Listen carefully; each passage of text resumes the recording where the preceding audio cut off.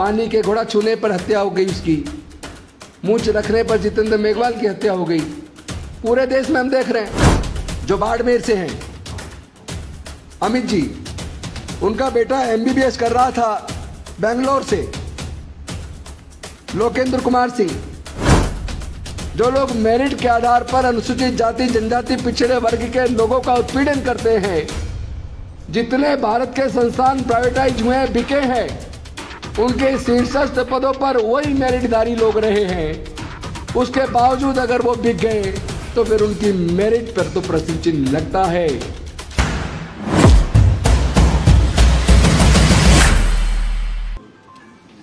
दुनिया को शांति और मानवता का संदेश देने वाले तथागत भगवान बुद्ध, संत गुरु रविदास जी, संत कबीरदास जी, ज्योतिबा फूले जी, सावित्रीबाई फूले जी, फातिमा शेख जी, साहू जी महाराज, पेरियार रामास्वामी नायकर जी, नारायण गुरु जी, डॉक्टर बाबा साहेब अम्बेडकर जी, माता रमाबाई जी, मानवर कांसीराम साहब सहित समाज के सभी महापुरुषों के चरणों में कोटि कोटि नमन करते हुए आदरणीय भिक्खु संघ, हमारे मिशन जय भीम के राष्ट्रीय अध्यक्ष बीपी बौद्ध जी और तमाम मंचासीन पदाधिकारीगण, उपासक उपासिकाओं, सभी 4-5 दिन से वायरल से पीड़ित हूं और गला बैठ भी गया है और परसों से तो फोन हर सेकंड में फोन हुआ है, तो मैं आज उतना लंबा नहीं बोलूं, मैं अपने मन के बात साझा करूं। साथियों, तथागत बुद्ध का जब संदेश को हम गहराई में जाते हैं, वो इतना विस्तृत है, उसको पढ़ते जाएं कई दिन लगेंगे उसको समझने में। लेकिन अगर कम शब्दों में उसको समझा जाए तो बहुत साधारण तरीके से जब उनको ज्ञान की प्राप्ति हुई और वो ज्ञान पहली बार सारनाथ के अंदर उन्होंने पंचवर्गीय भिक्षुओं को दिया, मतलब इतने सुंदर तरीके से वर्णन, इतने कम शब्दों में, इतने प्रभावशाली तरीके से जो किसी भी कम समझ आदमी को भी समझ आ जाए। उन्होंने कहा संसार में दुख है, यानी जो 4 आर्य सत्य जो उनको ज्ञान मिला, जो अपने पंचवर्गीय भिक्षुओं को दिया, उसमें उन्होंने कहा संसार में दुख है, दुख का कारण है, कारण का निवारण है और निवारण का उपाय है। अब सवाल यह है, दुख तो है, लेकिन यह भी समझना पड़ेगा दुख बेसिकली 2 प्रकार का होता है। एक शारीरिक दुख होता है, आपको फीवर हुआ, आपने दवाई ली, फीवर ठीक हो गया। आपको चोट लग गई, आपने मरहम पट्टी की, दवाई ली और आपकी चोट ठीक हो गई। तो ये जो शारीरिक दुख है ये दवाई से ठीक हो जाता है। लेकिन एक दूसरा दुख है जो मानसिक दुख है। मानसिक दुख कोई दूसरा आदमी नहीं पहुंचाता। मानसिक दुख व्यक्ति के खुद के मस्तिष्क से पैदा होता है और उसका जो इलाज है, अगर उसको जानना है तो बुद्ध ने बताया राग, द्वेष, लोभ, मोह, अहंकार, गुस्सा और नफरत, ये सब दुख के कारण हैं। जब आप किसी से नफरत करते हैं, किसी से गुस्सा करते हैं, किसी से राग रखते हैं, द्वेष रखते हैं, प्रेम किसी से होता है, तो राग, द्वेष, लोभ, लालच, मोह, आपको किसी से मोह है, लेकिन वो चीज आपको ना मिले, छिन जाए, आपके मन में दुख पैदा हो जाता है। आप किसी चीज का लालच रखें कि मुझे ये प्राप्त हो जाए, मैं ये कर रहा हूं, इसके बदले में मुझे ये मिल जाए, ना मिले तो दुख पैदा हो जाता है। आप 4 सगे भाई हैं और चारों को एक जैसी परवरिश मिली। एक बहुत बड़ा अफसर बन गया, एक चपड़ासी रह गया। एक चपड़ासी को ऐसी नौकरी मिली जहां रिश्वत बहुत है, उसने बहुत बड़ी कोठी बना ली। और जो बड़ा भाई जो अफसर बना, उसका थोड़ा छोटा मकान है, तो उसको मन में दुख पैदा हो गया कि मैं इतना पढ़ा लिखा, इतना बड़ा अफसर हूं, मेरे पास छोटा मकान, तो मेरा छोटा भाई कितना उसने बढ़िया मकान बनाया है, मन खुश हो गया, हमारे इज्जत को चार चांद लग गए। तो सोचने का फर्क है। आप अच्छा सोचेंगे तो अच्छा होगा, आपकी सोच सकारात्मक होगी तो सकारात्मक होगा, आपकी सोच नकारात्मक होगी तो नकारात्मक होगा। शरीर के अंदर ऐसे केमिकल्स भी बनते हैं कि आप सकारात्मक सोच रखते हैं तो बहुत सारी बीमारी तो आपकी अपने आप दूर हो जाती हैं, लेकिन आप नकारात्मक सोच रखते हैं तो ऐसे केमिकल बनते हैं जिससे कई प्रकार की बीमारियां, मानसिक के साथ साथ कई प्रकार की शारीरिक बीमारियां भी बन जाती हैं। सब सोच का फर्क है। तो बुद्ध के धम्म का जो सबसे बड़ा सार है, जिसको कम शब्दों में समझा जाए तो आप राग, द्वेष, लोभ, मोह, अहंकार, गुस्सा, नफरत, अगर अपने अंदर पल रहे राग, द्वेष, लोभ, मोह, अहंकार, गुस्से को आपने जीत लिया तो समझिए कि आपने दुनिया को जीत लिया, आपको दुख नहीं होगा। मिशन जय भीम की जो स्थापना हम लोगों ने की, उसका लक्ष्य ये था कि जो तथागत बुद्ध ने लोगों को दुख से मुक्ति का मार्ग दिया, हमें उस मार्ग को डॉक्टर बाबा साहेब अम्बेडकर जी ने जन जन तक पहुंचाया। उसी मार्ग को हमें और आगे बढ़ते हुए अपने गांव देहात तक लोगों तक पहुंचाना है। और मुझे खुशी है कि हमारे विभिन्न स्टेटों के जो प्रेसिडेंट और उनकी कार्यकारिणियां हैं, जिलों की जो कार्यकारिणियां हैं, वो बखूबी रूप से बुद्ध के धम्म के मार्ग को लोगों को मिल के समझा पा रही हैं।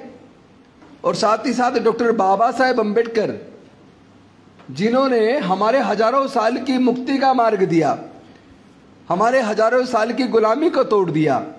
सब लोग जानते हैं कि मनुस्मृति के माध्यम से धर्म के आधार और जाति के आधार पर हमारे लोगों के पढ़ने लिखने पर धार्मिक बंदिश थी, व्यापार करने पर धार्मिक बंदिश थी, संपत्ति रखने पर धार्मिक बंदिश थी। ऐसी बंदिशों के बीच हमने हजारों साल गुजारे।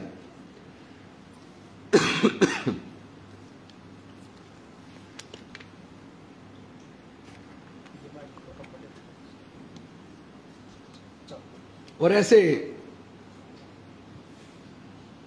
इस बीच इस हजारों साल की गुलामी तोड़ने के लिए कभी कोई आदमी आया ही नहीं। हम लोगों ने पूजा अर्चना भी की, सब कुछ किया, लेकिन किसी ने हमारे दुख से ना तो मुक्ति का मार्ग दिया और ना ही हमारे दुख को समझा। लेकिन भला हो डॉक्टर बाबा साहेब अम्बेडकर जी का कि उन्होंने अपना पूरा जीवन लगाकर, पूरा जीवन अपने आप को जलाकर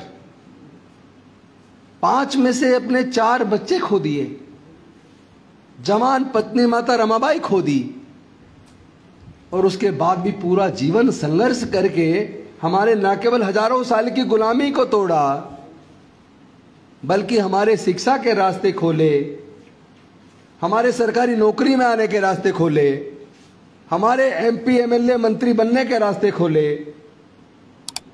और उन्होंने कहा कि आप लोग समाज के जितने भी अनुसूचित जाति, जनजाति, पिछड़े वर्ग के लोग हैं, उस वक्त ये शब्द इस्तेमाल नहीं होता था, उस वक्त तो अछूत और शूद्र इस्तेमाल होता था। लेकिन आज उन अछूत और शूद्रों को अनुसूचित जाति, जनजाति और पिछड़े वर्ग के रूप में हम लोग जानते हैं। उन सब को एक मार्ग दिया कि आप सब लोग एकजुट हो जाओ और गुलाम को ये एहसास करा दो कि वे गुलाम है, तो वो गुलामी की जंजीरों को तोड़ देगा। इकट्ठा रहोगे तो आपका उत्पीड़न नहीं हो पाएगा, आपकी हकमारी नहीं हो पाएगी। लेकिन अनफॉर्चुनेटली हम लोग जो कहते हैं कि हम डॉक्टर बाबा साहेब अम्बेडकर जी को मानते हैं, हम लोगों ने जगह जगह पूरी दुनिया के अंदर, ना केवल भारत में, पूरी दुनिया के अंदर डॉक्टर बाबा साहेब अम्बेडकर जी की प्रतिमाएं भी लगा दी और बार बार चिल्ला चिल्ला के कहते हैं हम डॉक्टर बाबा साहेब अम्बेडकर जी को मानते हैं। पर सच्चाई ये है कि हम डॉक्टर बाबा साहेब अम्बेडकर की बात को आत्मसात नहीं कर पाए। अगर हमने डॉक्टर बाबा साहेब अम्बेडकर के विचार को आत्मसात किया होता, उनकी बात को मान लिया होता तो जिस तरह विभिन्न संस्थाएं, माननीय सर्वोच्च न्यायालय सहित तमाम राजनीतिक पार्टियां सहित तमाम कॉन्स्टिट्यूशनल पोस्ट पे बैठे हुए लोग जिस तरह हमारे हक अधिकार का हनन कर रहे हैं, वो कोई कर नहीं सकता था। जैसा अभी जितेंद्र मीणा, प्रोफेसर जितेंद्र मीणा मेरे मित्र हैं, थोड़ी देर पहले वो बोल रहे थे इंद्र मेघवाल की किस तरह पानी के घोड़ा छूने पर हत्या हो गई, उसकी मूंछ रखने पर जितेंद्र मेघवाल की हत्या हो गई। पूरे देश में हम देख रहे हैं, जगह जगह हमारे लोगों का उत्पीड़न आज भी बदस्तूर जारी है, लेकिन आज भी हम एकजुट होने की तैयारी नहीं कर रहे, एकजुट होकर अपनी लड़ाई को नहीं लड़ रहे। आज मुझे यहीं पे हमारे एक साथी ने जो बाड़मेर से हैं, अमित जी, उनका बेटा एमबीबीएस कर रहा था बेंगलोर से, लोकेंद्र कुमार सिंह, और उसको उसकी बॉडी एबनॉर्मल सर्कमस्टांसेस में डेड पाया गया। मुकदमा आज तक दर्ज नहीं हुआ। आप सोचो एक एमबीबीएस को करना, एडमिशन कितना कठिन है, कितना काबिल बच्चा रहा होगा जिसने उस नीट के एग्जाम को पास किया। उनके माँ बाप ने कितनी त्याग तपस्या की होगी, लाखों रुपए खर्च किया होगा, उसको कोचिंग करवाई होगी, तब कहीं जाकर उसको एमबीबीएस में एडमिशन मिला होगा। लेकिन आपको खेल का दूसरा एंगल देखना है कि हमारे अनुसूचित जाति जनजाति पिछड़े वर्ग के बच्चों के पूरा जीवन आज भी संघर्ष से गुजर रहा है। पहले तो हमारे लोगों के पास 99% के पास इतना पैसा नहीं है कि वो अपने बच्चों को पब्लिक स्कूल में पढ़ा सके। सरकारी स्कूलों को पूरे देश के अंदर तबाह कर दिया गया है। पिछले 15-20 सालों में 2.25 लाख से भी ज्यादा सरकारी स्कूल बंद हो गए। ऊपर से अगर गिर पड़ के सरकारी स्कूल से मेहनत करके या कर्ज करके किसी तरीके आदमी 12वीं कर जाता है और बच्चा सोचता है कि मुझे इंजीनियर बनना है, डॉक्टर बनना है, आगे बढ़ना है, वकील बनना है, जज बनना है, ब्यूरोक्रेट्स बनना है, आर्किटेक्ट बनना है, तो पहली बात तो कॉलेज में एडमिशन के लिए, चाहे वो इंजीनियरिंग कॉलेज हो, मेडिकल कॉलेज हो, लॉ कॉलेज हो या सिंपल ग्रेजुएशन का कोर्स करना है, उसके लिए एग्जाम होता है, रिटन टेस्ट। पहले तो उस रिटन टेस्ट की कोचिंग के लिए आपको बड़ी मात्रा में पैसा खर्च करना पड़ेगा, और पैसा खर्च करने के बाद कोचिंग लेके अगर बच्चा इतना काबिल है कि वो रिटन एग्जाम पास कर लेता है, एडमिशन ऑफर हो जाता है, अब उसको उस डिग्री को करने के लिए कई लाख रुपया चाहिए। अनुसूचित जाति जनजाति पिछड़े वर्ग और माइनॉरिटीज के बच्चों के पास SC ST में 99%, ओबीसी के अंदर 98%, माइनॉरिटीज के अंदर 98% लोग ऐसे हैं जो अपने बच्चों का लाखों रुपए खर्च करके उस तरह की जो प्रोफेशनल डिग्रीज है वो नहीं करा सकते।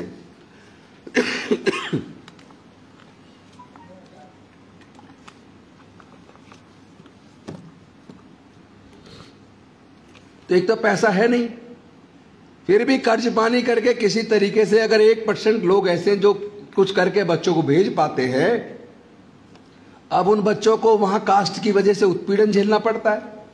कदम कदम पे लोग फब्तियां कसते हैं, और प्रोफेसर जो पढ़ा रहे वो भी फब्तियां कसते हैं, और फिर जब एग्जाम होता है इंटरनल एग्जाम में फेल कर देते हैं, वाइवा में फेल कर देते हैं, प्रैक्टिकल्स में फेल कर देते हैं। बच्चा रिटर्न में अच्छे नंबर ले भी आया, पास हो गया, तो उसको उसमें इंटरव्यू में फेल कर दिया, वाइवा में फेल कर दिया, प्रैक्टिकल में फेल कर दिया। अब उस बच्चे पे 2 तरह का दबाव है। पहला दबाव, उस कोचिंग के लिए पैसा उसका माँ बाप कहीं से अरेंज कर रहा है, अब उसे लाखों के बीच कंपटीशन करना है, बहुत मेहनत करेगा तो उसका नंबर आएगा। और पहला दबाव झेल के मेहनत करके बच्चे ने वो पास कर लिया एंट्रेंस एग्जाम, अब उसका एडमिशन हो गया। एडमिशन के बाद क्लास में सहपाठी भी उसको फब्तियां कसते हैं कास्ट की वजह से। प्रोफेसर्स उसको इंटेंशनली कम नंबर देते हैं, कई बार उसको इंटरनल में फेल कर देते हैं, प्रैक्टिकल्स में फेल कर देते हैं।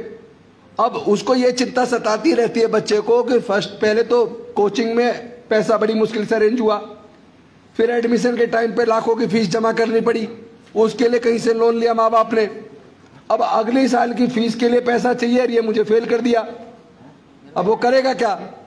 ऐसे केसेस में जितने प्रोफेशनल कोर्सेज है, IIT है, मेडिकल इंजीनियरिंग के कॉलेजेस हैं, BR के कॉलेजेस हैं, लॉ कॉलेजेस है, उसके अंदर पूरे देश के अंदर जितने बच्चे हॉस्टल में रहने वाले या वैसे जो बच्चे सुसाइड करते हैं, आप उसका डाटा चेक कीजिए तो पता लगेगा उसमें मैक्सिमम SC ST OBC के बच्चे होते हैं। कितना दबाव वो बच्चे पढ़ते वक्त झेलते होंगे, उनके मन के दर्द का जरा एहसास कीजिए।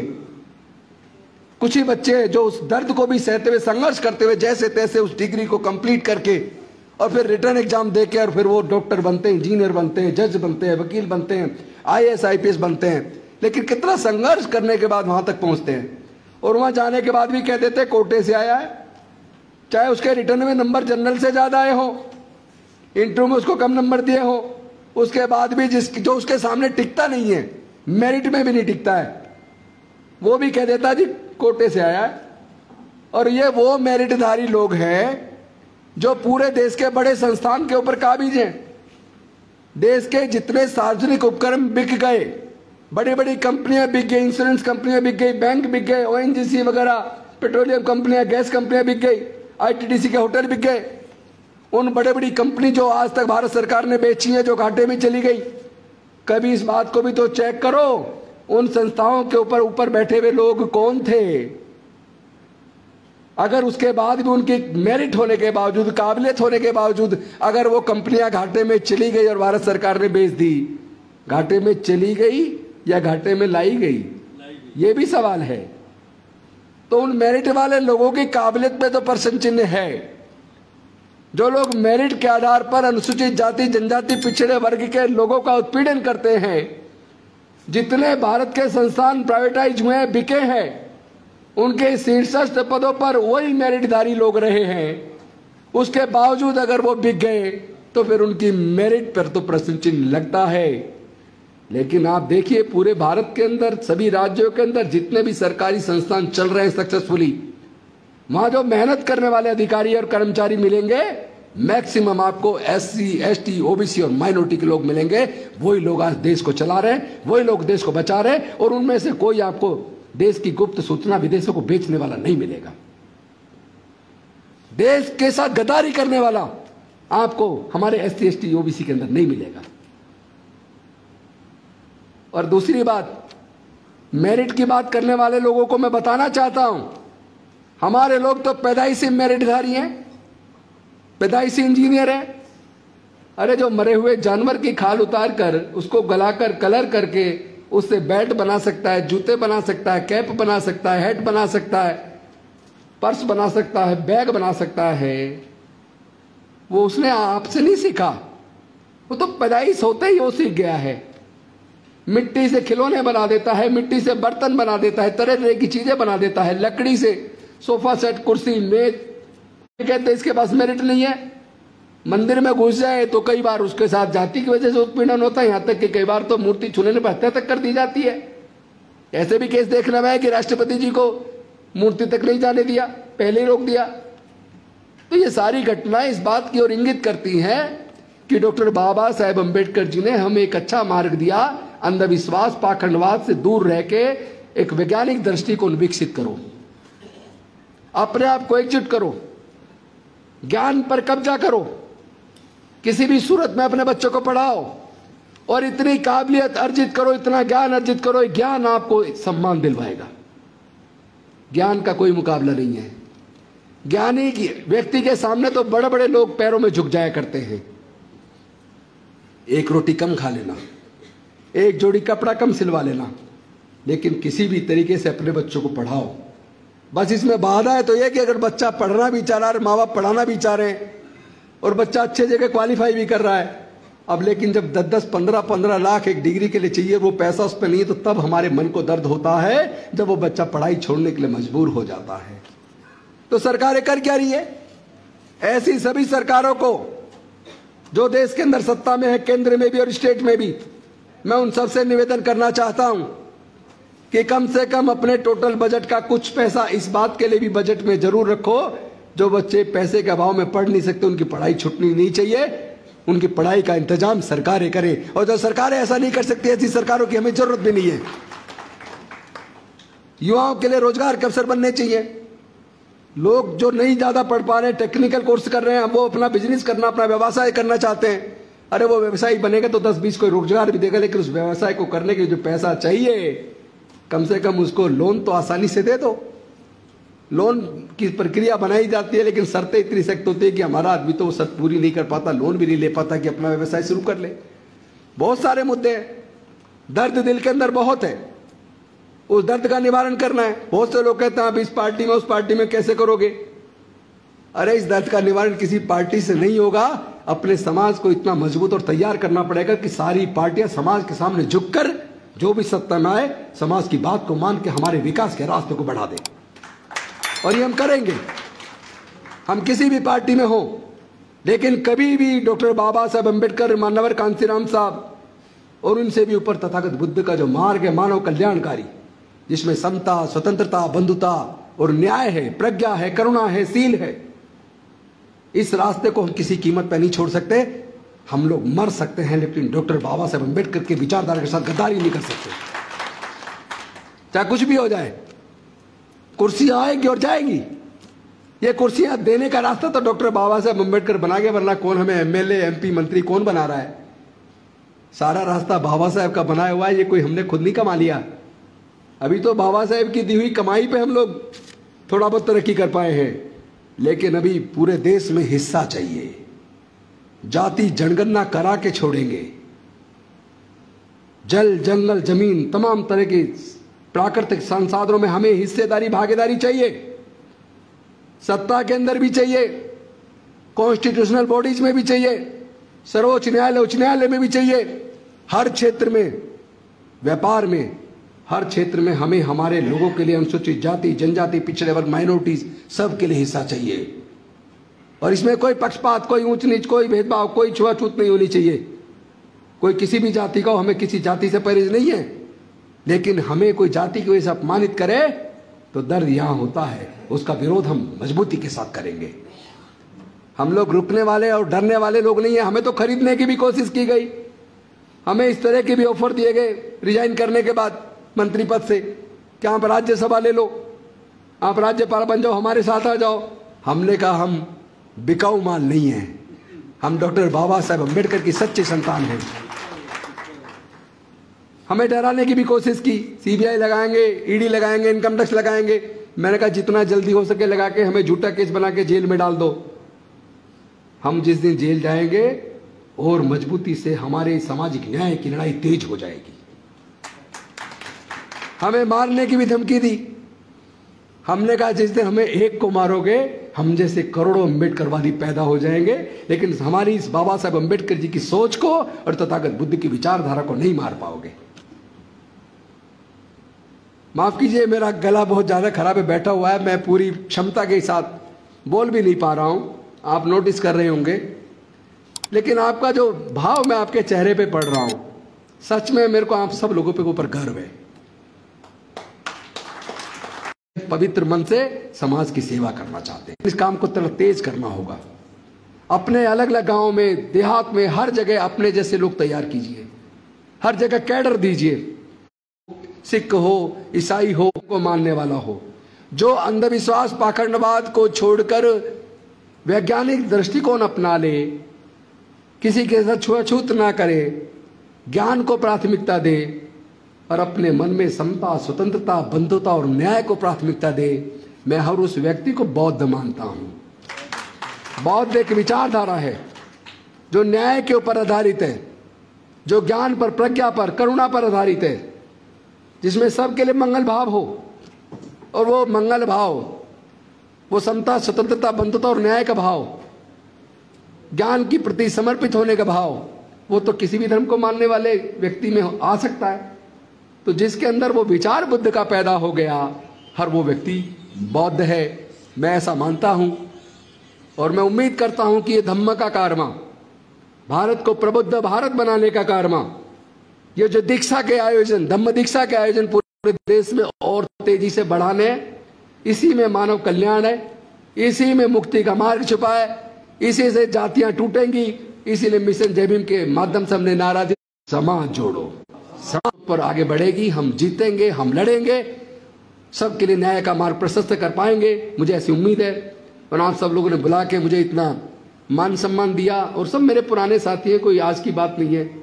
और विशेष रूप से जो हमारा भिक्खु संघ है, उसमें कश्यप आनंद जी जो कभी के आनंद हुआ करते थे, हमारे समता सेना के राष्ट्रीय अध्यक्ष भी रहे, हरियाणा प्रदेश अध्यक्ष भी रहे। हम लोगों ने मिलके पूरे देश में जाके हम लोगों ने वर्षों तक काम किया, लेकिन आज वो चीवर धारण करके धम्म ज्ञान जगह जगह जाकर लोगों को धम्म के प्रति जागरूक करने का काम कर रहे हैं। उनके साथ दूसरे बनते जी पढ़ा भी रहे और पढ़ भी रहे और ज्ञान भी दे रहे हैं। मैं आपको नतमस्तक हूँ। आप लोग अपना पूरा जीवन समाज के लिए दे रहे, धम्म के लिए दे रहे, और आप सब लोग अलग अलग जिले से राजस्थान के चल के आए सिर्फ इसलिए कि ये मानव कल्याण का मार्ग हमें गांव-गांव तक पहुंचाना है। आपके इस पवित्र मन के प्रति मैं नमन करता हूं और आप सबको सैल्यूट करता हूं। बहुत बहुत धन्यवाद। नमो बुद्धाय। जय भीम, जय संविधान, जय भारत।